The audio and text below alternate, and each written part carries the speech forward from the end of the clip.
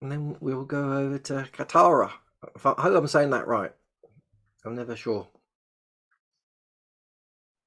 Yes, that's right.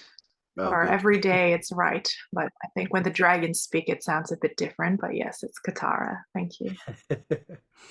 You just never know some of the spellings. Yeah, so our next speaker is Katara, which is beautiful, and you're from Australia, and it's very early in the morning. So thank you for your dedication to the dragons. It's very good to see you. And then again, all of the information, all the links are on the page, and I just picked a little bit out. And what I liked, it says Katara is a light warrior on a mission. And I think many of the light warriors are on a mission. She's here to better the world, and she's a healer, a teacher, and a cosmic weaver, and I think a poet as well. By so, so welcome today. There's a whole bunch of things that you said you were going to share, and I always say there's freedom to change that. So welcome. What would you like to share? What's coming through today? Thank you, Kevin, for the introduction. Yeah, I appreciated myself and my forward planning last night as I was checking in on what am I sharing tomorrow. I'm like, oh, I already gave him a few topics. So I was very pleased with that. But yes, let's bring through whatever is intended to. So this morning I brought out my lovely little dragon necklace, which I haven't worn in ages. It's a Wow. very Daenerys and Mother of Dragons. I'm like, right, let's bring that in.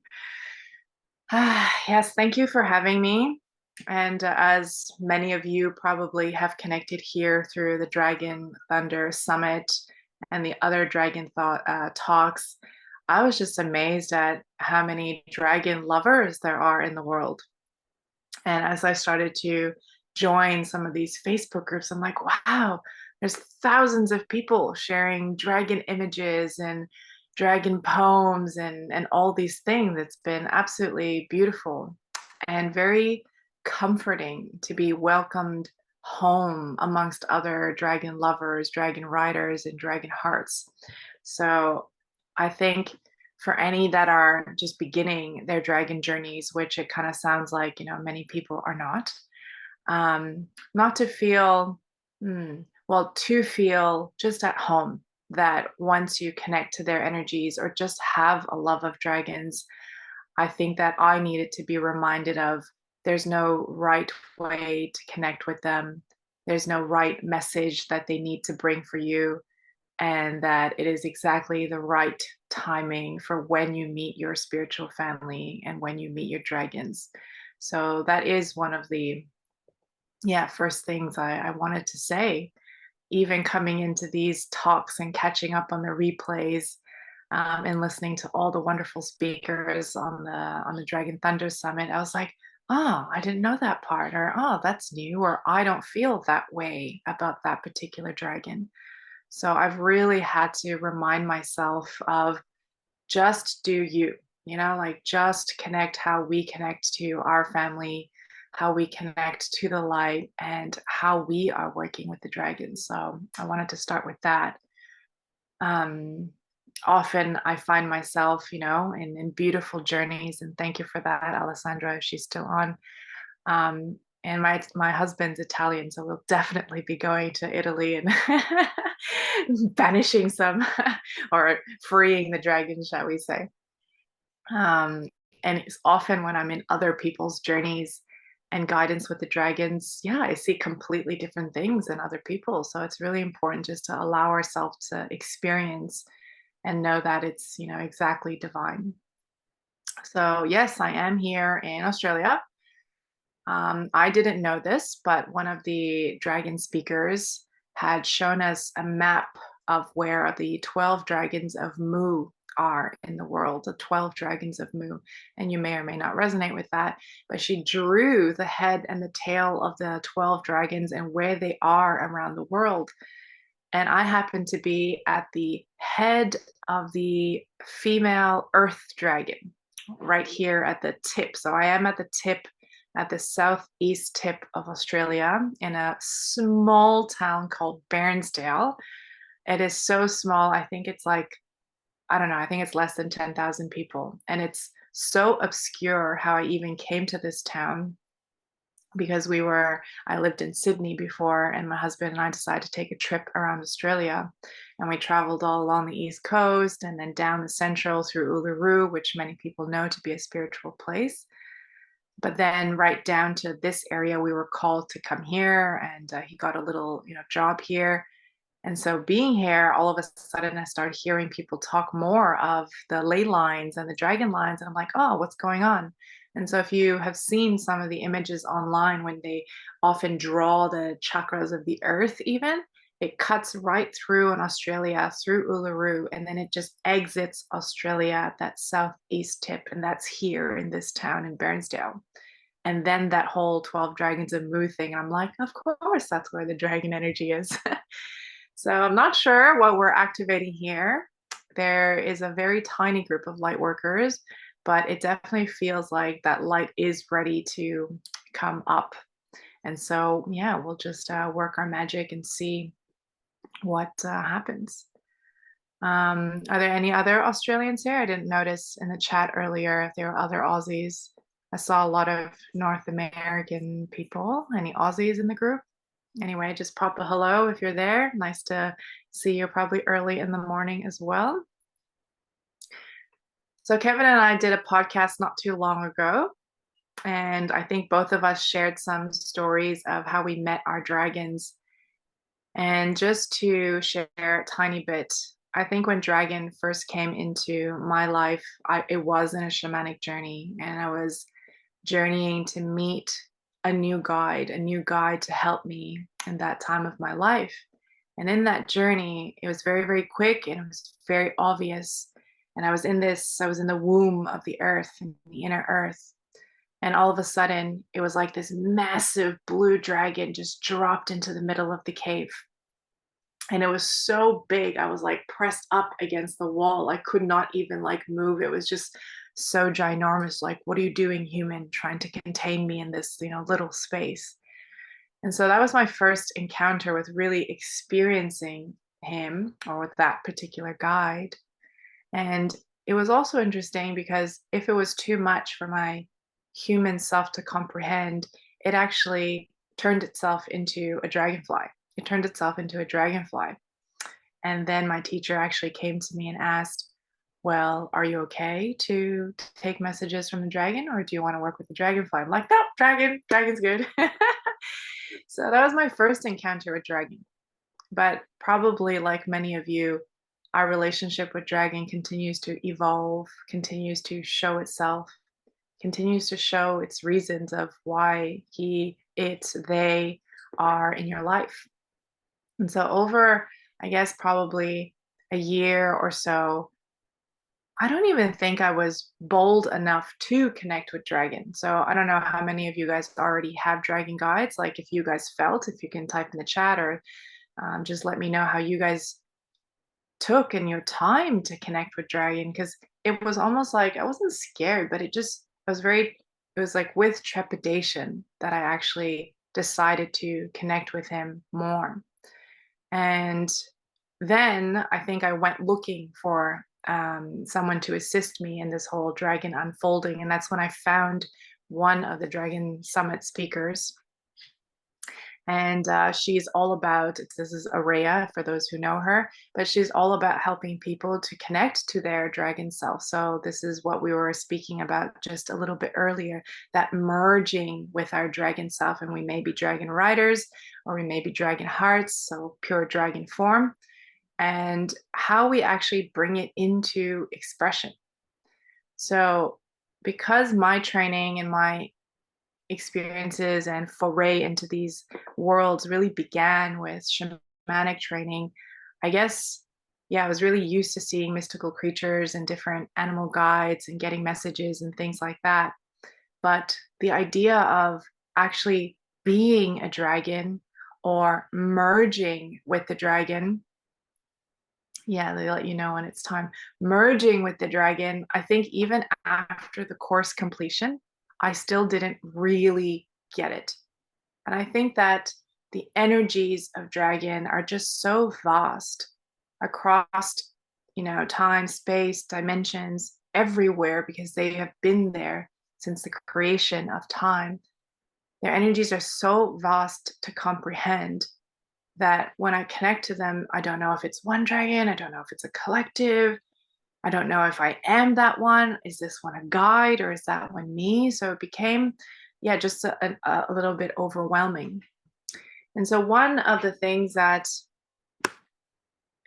and I'll comment on what Margaret has to say as well, one of the things that I really had to come back to focus on, and I hope that this serves some of you as well, is to really understand your own processes of discerning, your own processes of discerning information, as well as, and that's important because you have to know that the information coming through from others and even from yourself, whether they are, really connected to those energies or if they're just part in the astral field, right? The astral field is all of our collective memories, past lives, projections, our thoughts, wounds. So it's very thick in the astral field. And if you don't know or don't use that term, it's totally all right. I just mean like in the collective, then in the collective consciousness, there's so much teachings and ideas and learnings in there that even as channels and as bringers of information and healers, like we all have our own work to do on unwinding some stories, on unlearning things, and really discerning for ourselves what certain guides mean, what certain energies actually mean for us. Thanks, Simone, for seeing that. I wonder which dragon you're seeing, because I've got a few of them. But yes, there is one that definitely is more of a mentor. So, discerning for myself, a big part of what I like to help people with is their own embodiment and their own expressions of the light. When I heard and when I was in this course with all these other dragon hearts and dragon riders, and I was hearing all of the beautiful work they do, and I just kept wondering, like, okay, but what about me? Like, what's my expression of that? Like, I don't feel that dragon expresses themselves, in that way. And then I went to do this really, really massively transformational qigong course, which I also want to share a little bit about qigong. And with great respect to that master, and I learned so much from him, and he's a great medium and just connects to all these different universes and galaxies and beings. And when I asked him about light language and things like that, he wasn't dismissive per se, but he didn't understand it, and it felt like he was a bit like, I don't know, it doesn't feel right. And so I really had to watch that relationship with, as student and as teacher, because for me inside, and, there's a lot of light language being shared on the Dragon Talks. I felt like it was such a big part of me that I felt a bit shut down or a bit unseen in the face of someone that I deeply respect and as a master who that's not part of his thing. And so what was really interesting was at the end of that course, which was a month long, he asked me to channel for him. And then he asked me to, do my thing, right? Because I had never I told him that I was a shamanic practitioner, but I had never played the drum for him. I had never, did any toning or any light language. I never channeled any messages. Like I just dumped everything that I knew so I can receive new information, which is a fabulous piece of advice, by the way, when you're learning. It's like, whatever you think you know about yourself, put it to the side. And only then can we actually receive new information. And so at the end of this course, he actually asked me to channel for him. And I was like, oh my God. And so just letting the sounds come out and letting him experience, it was very validating. That's a very human and egoic thing as well. Validating to know that, look, energies are definitely moving, beings are definitely coming in. And sometimes it's just not important for the human self to actually understand what is going on, to trust that higher self of ours, to trust all the beings that come in, but to continue to be on our own evolution and discernment journey, so that whatever we bring through can come through in that highest light and love. So that's a big teaching in the embodiment. I don't know if anybody else has questions on how they actually work with dragon or how they actually embody them. It's been really a big question for me.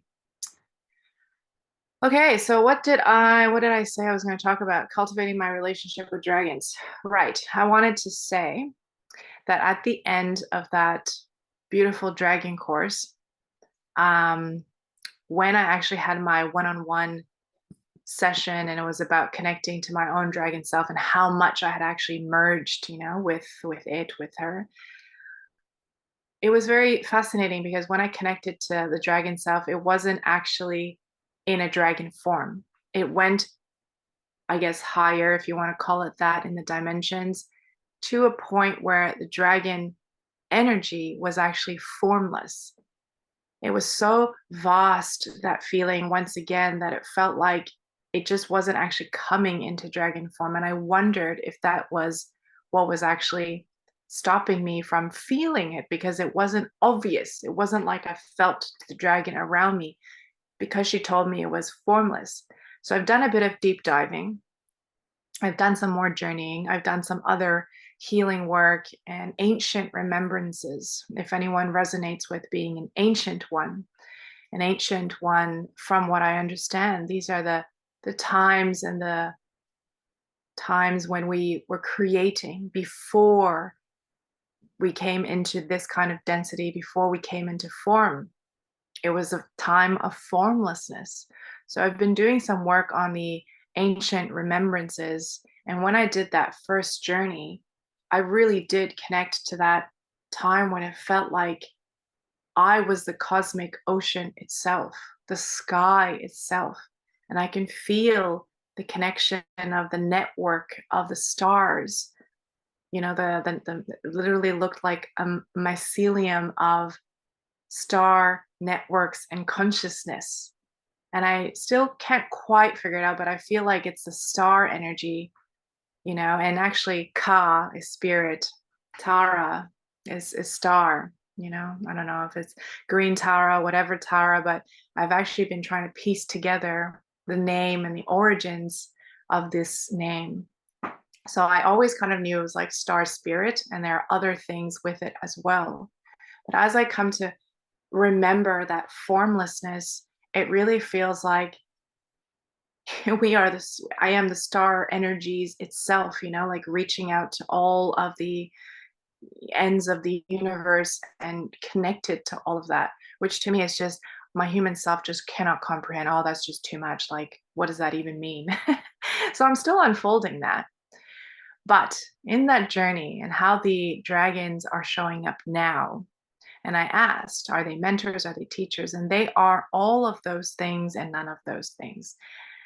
What they show me now is literally the dragons are at every portal and at every little jump point to another dimension, to another world, to another reality.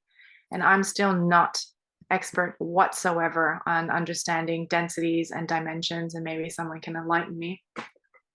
But it just feels like when I connect out into the universe, I almost see like little portals of jump hoops, and that the dragons, there's like particular dragons around each particular portal, almost like asking for the password.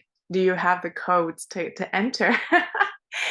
And so when I say cosmic weaver, as far as I understand, my human self understands right now, it feels like it's that connection to all of the star energies, and that I reach out through these portals with dragons as gatekeepers, because they're connected to everything, and they allow or help me to bring back pieces for others. So when I do healing work, when I do activations or sound healing, which I will do, it feels like to me that it brings through these different pieces for others. Yes, so I see that Simone is saying guardians of the portals. And I want to create, now I have these dream catchers, but I actually want to like create these murals of like, dragon portals or something. I want to use a mirror, but I don't think I should use a mirror because I feel that that itself is a portal. So I'm not sure what kind of shape to use. All right. I want to talk about qigong just a little bit, and then we're actually going to do a little sound journey together. I also had brought out my drum, but since Alessandra already used her drums, we'll see if the drum wants to come in. All right, qigong. So anybody heard of qigong before? You can pop it in the chat. So years ago, when I first started doing qigong, it was very much in forms, right? Like maybe Tai Chi. So chi is still the same chi, which means energy, but qigong literally means energy cultivation or energy work. So my heritage is Chinese. And when I did study qigong, it was very much about animal forms. I did a lot of animal forms, and it was fascinating because it helped my body to come into different movements and different spirits. So, for example, when I was doing monkey form, like bringing up the energy of monkey, it really helped me to understand animal medicine in a way. I didn't even understand that because I hadn't done shamanic training yet. But now, when I'm putting the pieces together, I understand that when I was doing the animal forms, it was helping me to embody some energies and also to work on our fascia and all these things in our body. But what I've realized since my last qigong training is, unfortunately, there's a lot of qigong that doesn't focus on actually building the energy itself. And that doesn't mean that those forms of qigong are not good at all. Just to, again, be discerning on what the qigong is for you and whether it is actually energy cultivation that you're needing. So what do I mean when I say energy cultivation? I mean that literally we are electromagnetic beings, which I know that you know, and the earth is electromagnetic, and everything in the universe is a combination of the four elements, for example. And that when we channel, when we actually bring in the beings of light, when we connect to these energies, we are actually conducting electricity. We are conducting the light. And so you have to understand that when you do that, it actually uses your energy. So if we wake up, so let me give an example. If you wake up in the morning and you have 100 units of energy, if you have 100 units of energy and you did not eat food, so you get a lot of energy from your food, so food chi, and you did not get more energy from life enhancing things. So those could be nourishing activities like grounding and putting your feet on nature or connecting with Mother Earth. If you start with 100 units of energy and you go about your day and you have to do all the child caring and all the cooking and do, let's say, 2-3 clients a day, whatever it is, you obviously would be depleting from that 100 units of energy. And so let's just say that you did have some food chi. It would definitely help, and you would be consuming within that as well. But as many of you probably know, there are different levels of energy as well. There's a very vital layer, so our physical body to run all the physiology here. There's that astral, that energy, the auric body around us, and a bit wider out there, whatever you call that, etheric body, akashic body. So when you channel, you're actually consuming energy on all the levels of being. So those of you who have been doing a bit of qigong, actually, I don't know if it's prana in yoga. I know there's probably yogis, but in Chinese medicine, we call that layer the jing, the very essence of who we are, the jing. And so when we deplete jing, we can't usually replenish it. So when you can actually do activities that can train your energy field, so you literally summon more life force energy into your field, then you buffer the ability to respond to energies around you. You build more capacity to hold the light and actually anchor it. It's one thing to be able to touch the light and, oh, I felt a dragon, I touched a great being, an akashic being, a lord of the whatever elements. but to actually bring them through, so invocation, so it's actually magic, alchemy, hermetics, applied hermetics. If you actually want to bring these energies through, let's say you're channeling or wanting to bring a being into someone else, it actually consumes a lot of energy. And I guess why I'm saying this is because from one light worker to another, I really want you to know that. And so you really need to buffer more energy so that you have the capacity to hold more light.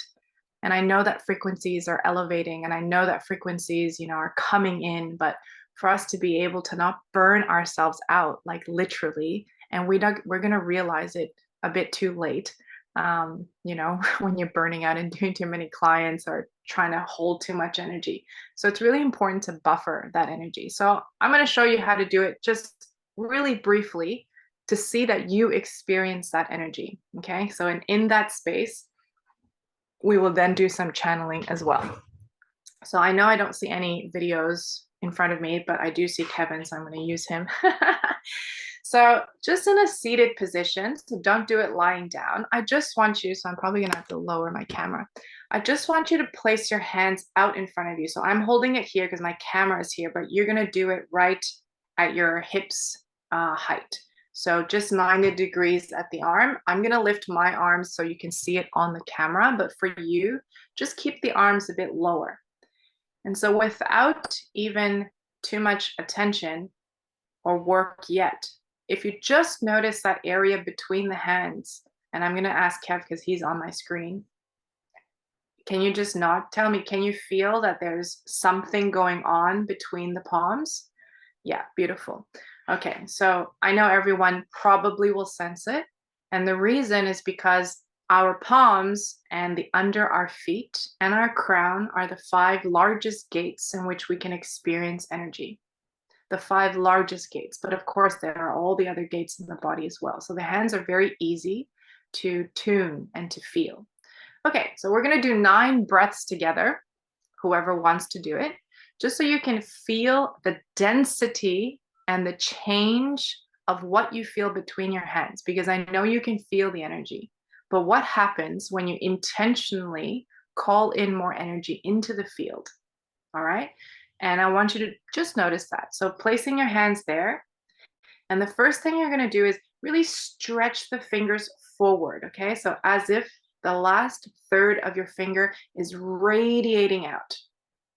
And if you are visual or you're a feeling person, just feel that line of light that is actually coming off your hand.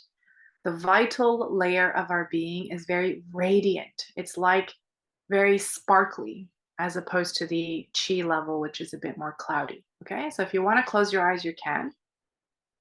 Just place the hands there like open palms as if you're holding a big or medium beach ball.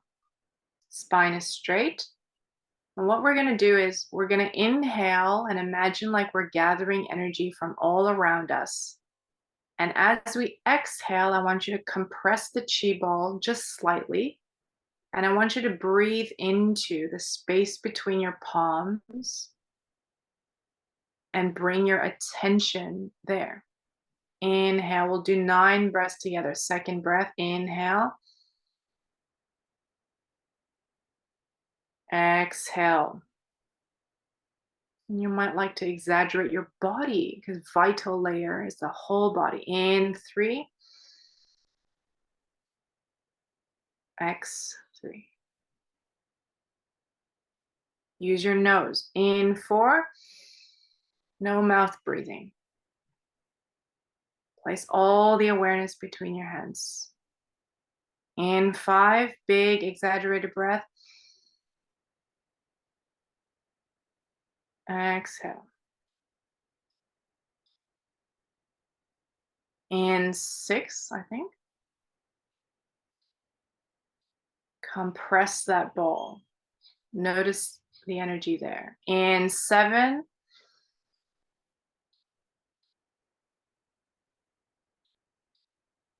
In 8.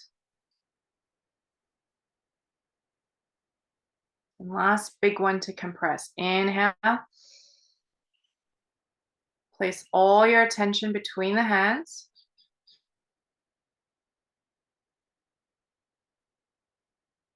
So just observe and pick up a few words because I'll ask for just 1 or 2 people to share.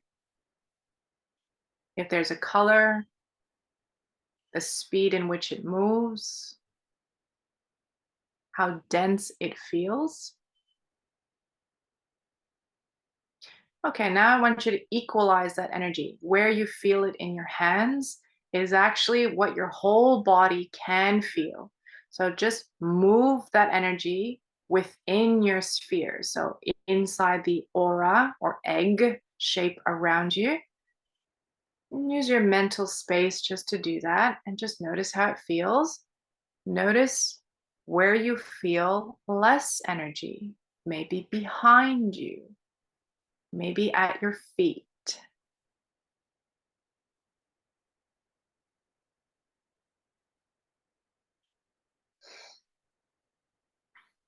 And just allow your eyes to open and come back to more presence if you are done. And I'm going to ask Kev to share if that's all right, because he's on my screen. And just, yeah, let me know how that felt for you. I don't know if you've done qigong, so you can share about whether you've done qigong and then just what you experienced within your hands. I did qigong long time ago when I was at college, so 40 odd years ago. That's the last time I did it. I remember that. I remember that exercise. I remember the feeling of the ball.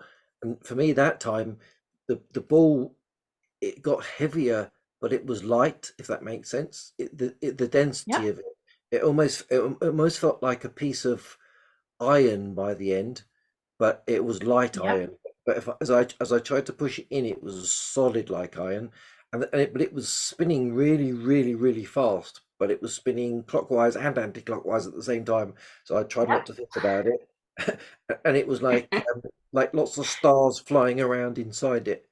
And That's then right.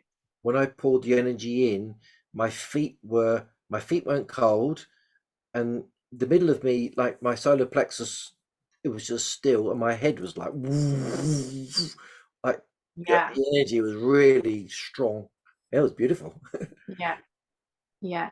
And did you feel when I said to equalize it, did you feel some areas you did not feel as much and some were stronger and denser than other areas? Yeah, definitely. I felt it in my feet, in my head the most, and it was like the middle part of me, my torso, around my belly button was. It was like there was no feeling there. It was like cold at my feet, Mm, nothing really, just sort of blank. And then my head was chilly as well, and the energy. mm. Yeah, beautiful. So I'm probably sensing a bit. So, I said that the top of the head and the feet, they're your large gates. So, and Mm. also when you accumulate energy, it does flow in a torus shape. So it's natural for you to feel more in those areas. Thanks for sharing. If anybody else wants to comment, blue and color. Yeah. So you see that density that you felt between your hands when you say it's light and dense, it's because you can perceive that the energy has a form. You're actually bringing it into more form. You're summoning it. What we did is, in a way, effectively connecting to the universal field and pulling more of this energy, saying, here, I want it here in my body. The sparkles and feels is because vital layer is very sparkly. Jing is sparkly. But if you did it softly, so let's just do that quickly. So put your hands out, but not with that super intense radiance, just softly. And I want you to just sway your body a little bit. So moving forward or to the side, just very softly, almost like how, a trance channeler can be in that kind of sway thing. Can you notice a lag in the field behind you? Like even slower than that, Kev. I'm just looking at Kev because he's in front of me. So can you feel there's a little bit of a lag behind you? Your body moves first and then something else follows. That something else that follows is the astral field. And if you tune into your hands now in the astral or the chi layer, you may feel, I don't like to tell people what they see, is that the energy is not as sparkly, but maybe it's more of a glow. Maybe it's a bit softer. Okay. So the way that I share Qigong and why it's relevant for light workers is that you can build this density in your field. So you can drop that ball now. You can build this density in your field because when you have more of it, this is the budget of energy that you have available to you in order to hold more of the beings in your energy so that you can, use them, ask for their help in the healings, in the channeling, or in whatever work that you do. It doesn't apply just to light workers, it applies to everybody. It's also for your vitality. When you have more energy in the body, you're able to have regeneration faster, right? Everything is just more optimal. When we connect to different energies, like, say now we just connected to the Venus dragons or different frequencies, you're basically tuning, right? Why do we say that? Tuning. We are tuning our field to those things. But the more that we can experience and feel it in our body, Venus energy feels like that. Palladian dragons feel like that. Vitality energy feels like that. It's building the bridge and the cognitive reference for your physical, which is vital, astral, mental, akashic layers. When you're able to connect to the light that way, you can also bring the light down, right? I know that you guys all do, but just using a different framework. When you are able to command and hold more of this buffer, like literally, I'm talking about, I used to do training for like 3-4 hours of qigong. I can assure you the amount of energy that was moving through me, it was just clearing so much stuff. It was like shifting and moving and triggering the F out of me, because the density in the body, when it's flooded with so much light, it just has to move. There's light always wants to go where it's more free, right? It wants to evolve. It wants to ascend. Water will always want to flow downwards. That's the path of least resistance. When there is density and you shine light on it, like actually the path of least resistance is just to move into where there is more light, if that makes sense. So yes, just as if you're not, already aware of your energy field, it's really important to build that capacity. We often know, okay, we've got to go to the gym to train our muscles. We got to eat good food to put it in our body, 100%. But we've got to train the energy, not just being able to perceive it, but train the energy so that it is a bigger muscle to use in our light work. One last thing about qigong, and then we're going to go into a journey. My master always says, you should look at how energies are affecting you and know that it is not always the energy of that thing, but it is how you are responding to that energy. So let's give an example. Full moons, right? Often people are affected or say they're affected by that full moon. And that's precisely it. The stars, the celestial bodies, they are huge tuning forks. They are large bodies of energy. And so they are affecting us. So it's not that the moon energy is hectic. It's if we do not have enough buffer, or our power or our field is not strong enough, then we cannot buffer against the effects of larger tuning forks. I'm using the moon because everybody may feel that. But sometimes these days people tell me about, oh, the full moon was this and that, and I don't feel anything. Hopefully it's because I've, built enough immunity. But I'm just saying that the larger tuning fork will always affect you. And it's not the energy of the moon that's affecting you per se. It's because if there's things in you, it's you responding to that.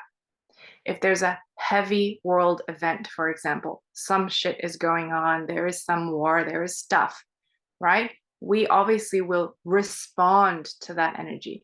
So it's the energy of that thing, but it's more importantly how we are strong enough to cope with. It's our resilience to be able to respond. Thank you for letting me share about qigong. And why is it relevant to the dragons? Because you need to be able to hold more light so that the dragons want to come in, so that all the cosmic beings want to. So we're going to do a little sound journey. Don't know if the drum wants to come in. So just allow yourself to either lie down or be seated, and however you want to receive. And I invite you to maybe hold an intention for yourself, maybe a specific message you're wanting to receive,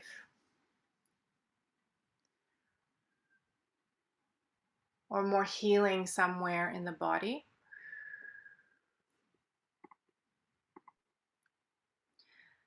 And just being open to your spiritual family and the guides to come in. And I want you just to place attention in the space above the head, the eighth chakra, if you want to call it that, the space above the head. And I'm going to place a prayer there, and you may notice any immediate change that comes. May the path of light guide and protect. May the path of light guide and protect.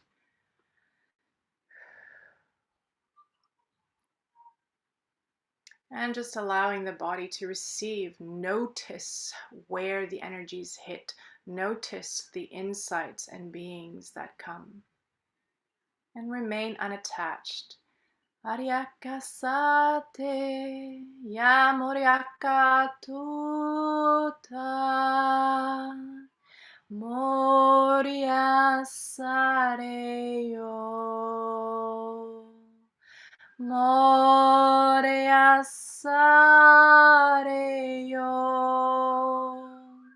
Toria Satia, Toria Sayatia, Toria Satio, Toria Satea, Ariantuea Sateria, Tarea, Turiata. Amore ya sate ya tiado. Aria sahu aria sahore ya tare ya o. Mone ya hari soruane ya o.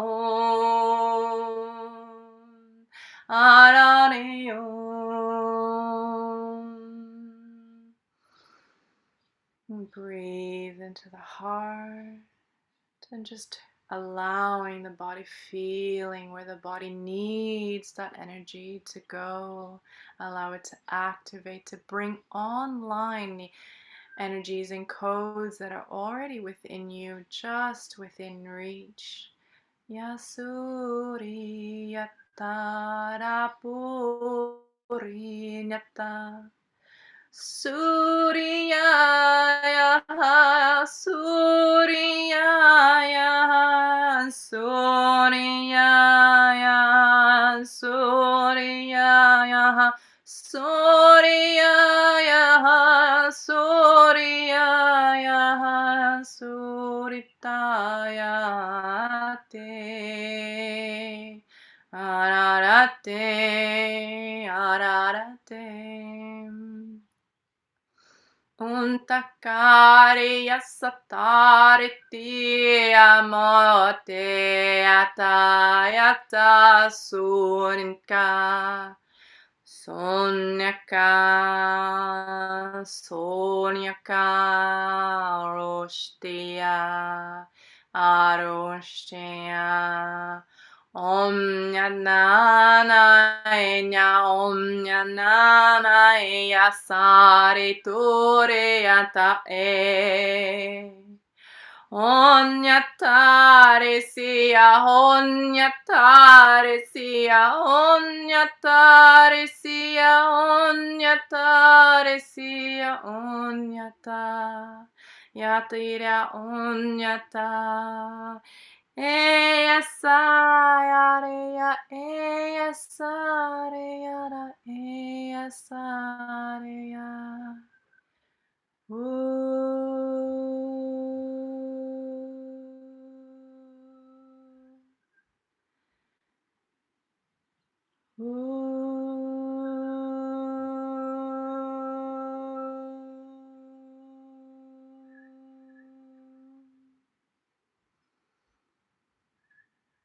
And just allow the final tones to harmonize and equalize, like moving the energy all around your body. Where you feel more, somewhere feels less. Move the sound. Bring your attention to harmonize, to even out.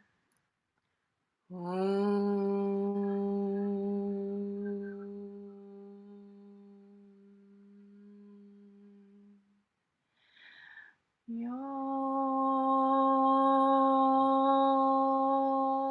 Maria Sarea tu Maria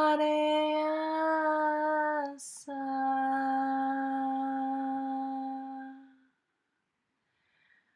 Moria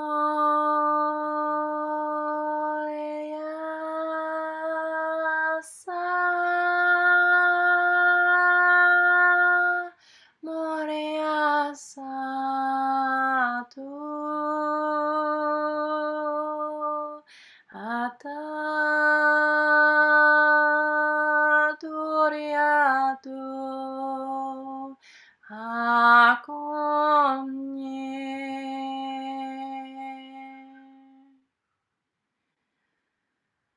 And I want you to seal it in the body, and you might like to seal and recognize this energy by a particular symbol of your choosing. Perhaps one comes to your vision and knowing and awareness right away.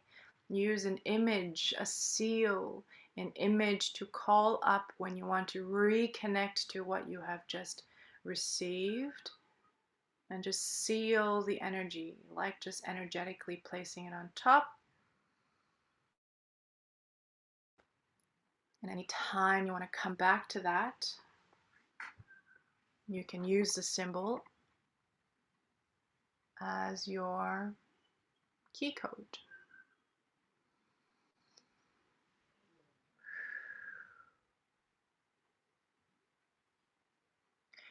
And you can ask your guides or new guides, just be aware of any message or last insight they want to give you before we leave this space.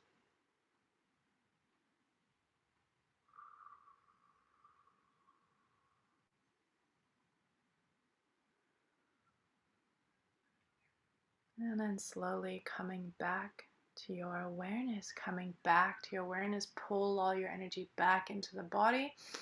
Deep breath in, coming back more, pulling all the bodies back into awareness.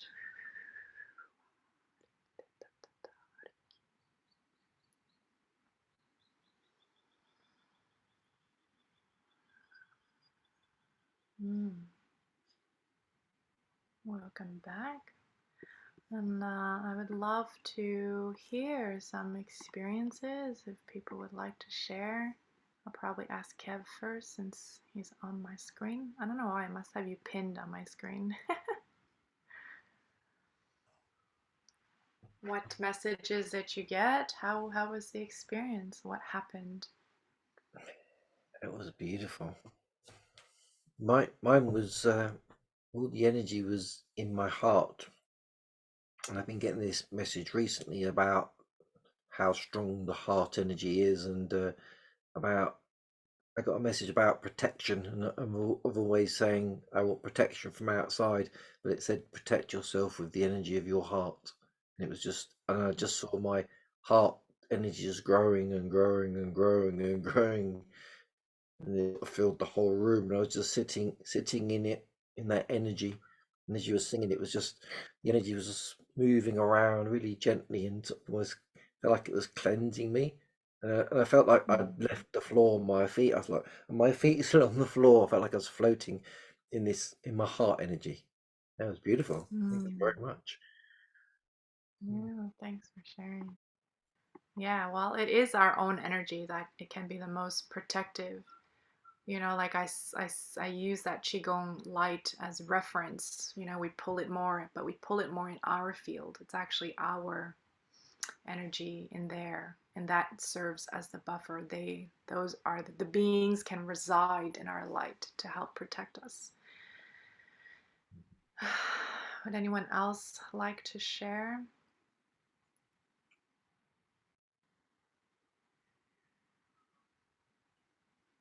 Come on, Thanks, people, Rich, for unmute that. yourselves.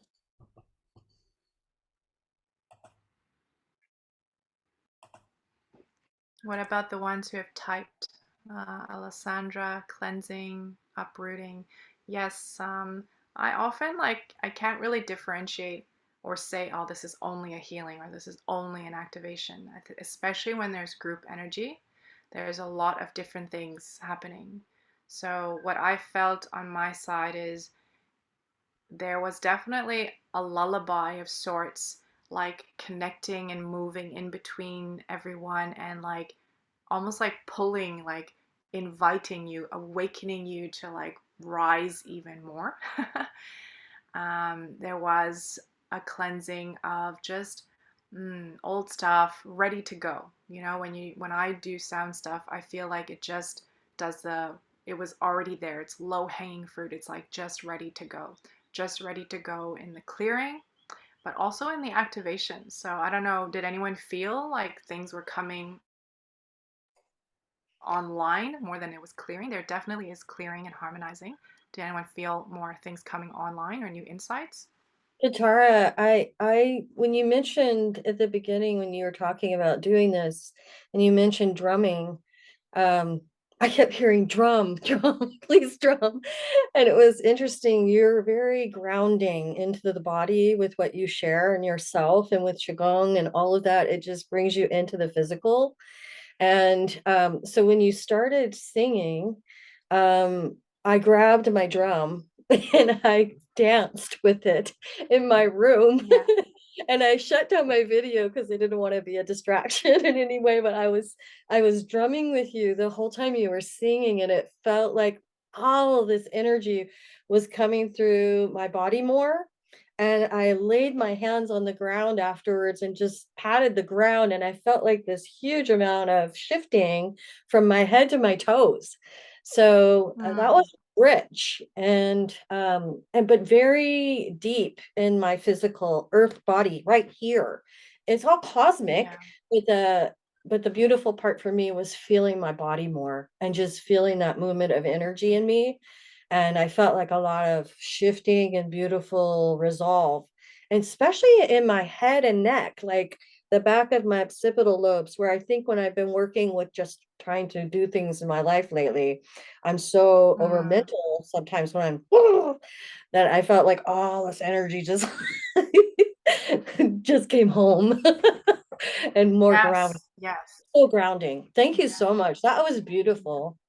Beautiful. Thank you, Kelly. I did have the drum next to me, and I did, it's almost like I can hear the drum even when I'm not playing the drum. I felt like I was playing So, it for all of us because we're in a collective yeah. right now connection here. And I just was playing. I work with the four directions in my native traditions, and my drum is it's a teaching drum. It's a medicine wheel drum, Yeah. a Yeah. talking drum.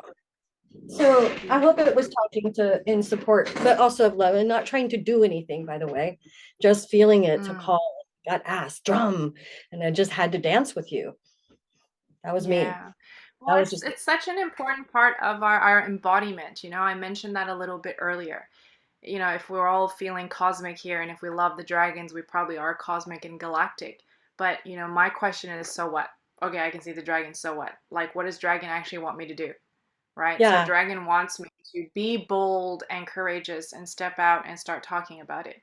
Dragon Mhm. asks of me to show my magical self and tell people, show people, give them the experiences of the transformation.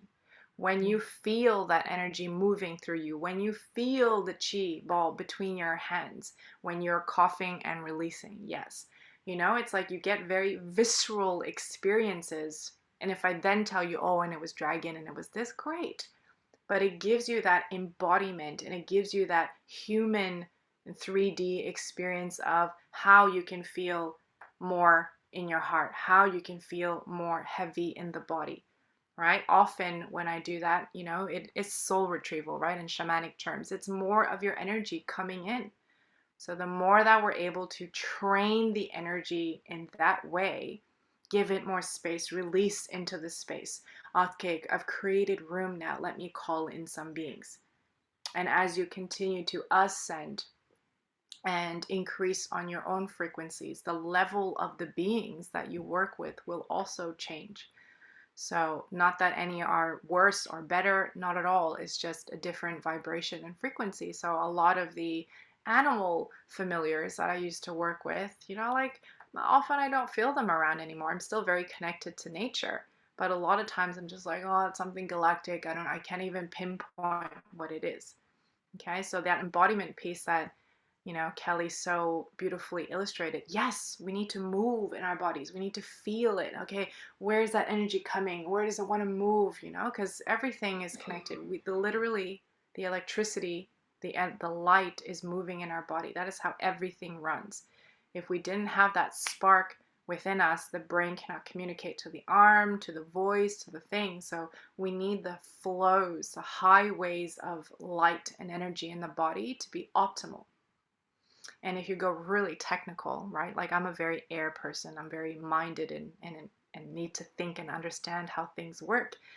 If you look in electricity, Ohm's law, okay, literally in the body, every one pulse of information and electric current that goes out is met with one pulse of equal energy and resistance.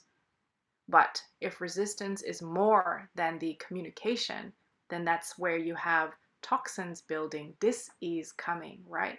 And energetically, as if you guys are working with clients, it's like, what resistance are you working through? What energy are we clearing? So there's a build up of resistance that does not allow that communication and pulse of energy to move through. So if you're wanting to bring in harmony, health, abundance, whatever, how much resistance is there? So we need to know how to build more energy on the side that you want and release energy on the side that we don't. And you can absolutely do this through embodiment work, through qigong, and through different practices as well. Would anyone else like to share or give a perspective, or any dragons come through? I never know what actually wants to come through until they do, so.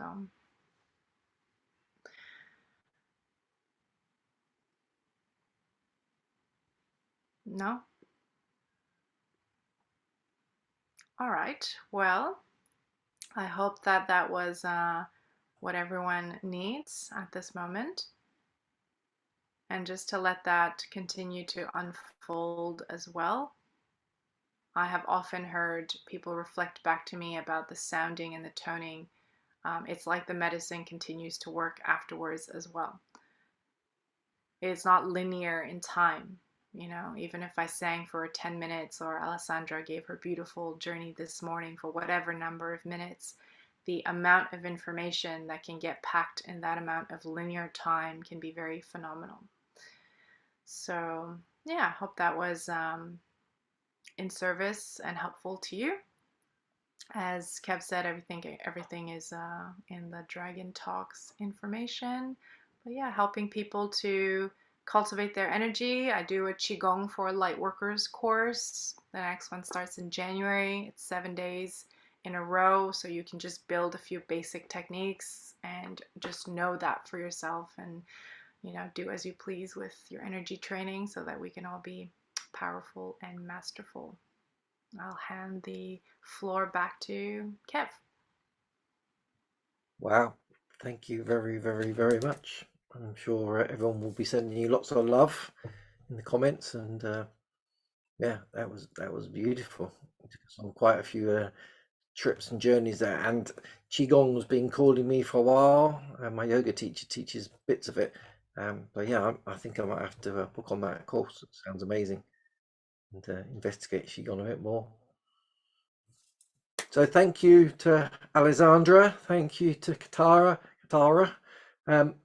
Can't speak. Thank you both. And as I always do, I always put these out onto YouTube and onto the internet and onto the Dragon portal. So you'll find them there in the next few days.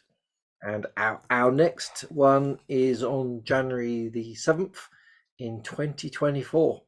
So it's been an amazing year with the dragons.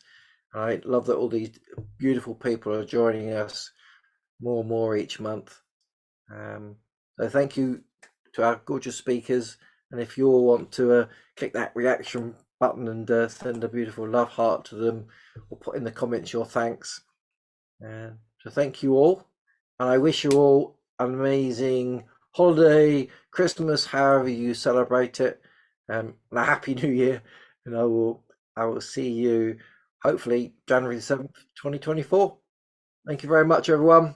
See you all soon. Bye. Bye.